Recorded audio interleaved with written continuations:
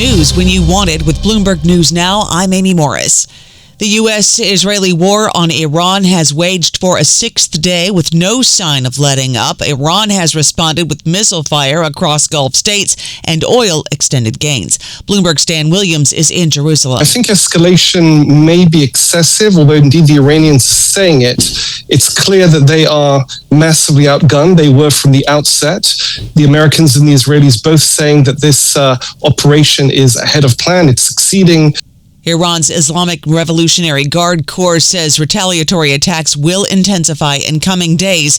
Iran is increasingly relying on drones rather than missiles to attack Gulf states. And UAE authorities warn Dubai residents of incoming missiles. They're urging them to seek immediate shelter.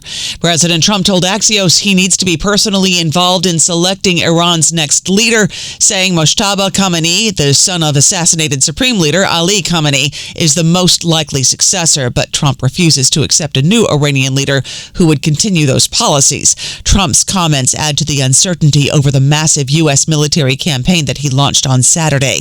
Markets have been rocked by this war, which has boosted oil, gas, and product prices, lifting freight rates and spawning a wave of disruption for producers and importers. We do check markets for you all day long here at Bloomberg. The S&P 500 is down 1%, NASDAQ down 0.6%, the Dow down 1.9%, the 10-year Treasury yield at 4.13%, the 2-year yield at 3.59%. Bitcoin is down 3.2%, around $71,000. Brent crude is up 3.75%, NYMEX crude oil up 6.6%, and the Bloomberg Dollar Spot Index is up about 0.5%. Richmond Fed President Tom Barkin says recent and expected data reflect a couple months of relatively high inflation, and he says the price at the pump still matters. In terms of sentiment, in terms of crowding out other spending. And so I'm just watching prices at the pump. They've jumped up over the last week. You can see that when you drive around.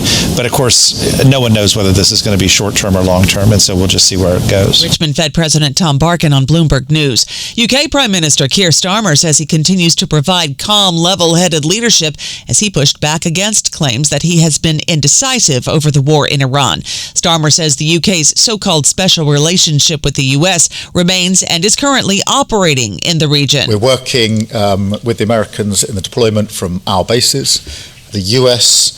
And the British working together to protect both the US and the British in joint bases where we're jointly located, and we're sharing intelligence on 24/7 basis in the usual way. Starmer defended his decision not to join the US and Israel in striking Tehran, saying that he feels strongly they need to de-escalate. Members of both parties in the House Armed Services Committee assailed Defense Undersecretary Elbridge Colby for the unexpected decision to pull an Army brigade from the eastern flank of Europe. Chairman Mike Turner. It also sent a terrible signal about the United States' commitment to NATO. There is overwhelming bipartisan support in Congress for keeping our posture in Europe at 5 brigades. These are the policies of the Trump administration. I am a loyal lieutenant of the president, and we follow his instructions on this issue as others. Undersecretary of Defense Elbridge Colby testifying before the House Armed Services Committee on National Defense Strategy. Robert F. Kennedy Jr., the Secretary of Health and Human Services, attributes the spike in chronic diseases largely to poor eating habits. Medical education must teach the science of nutrition. Yet today, the average medical student report receiving less than 2 hours of nutrition education every year, and that ends now.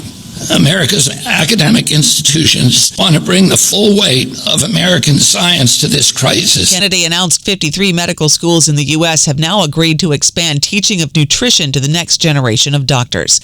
Britney Spears was arrested last night in Southern California and booked early this morning. The charge is not clear. She's since been released with a court date for May 4th.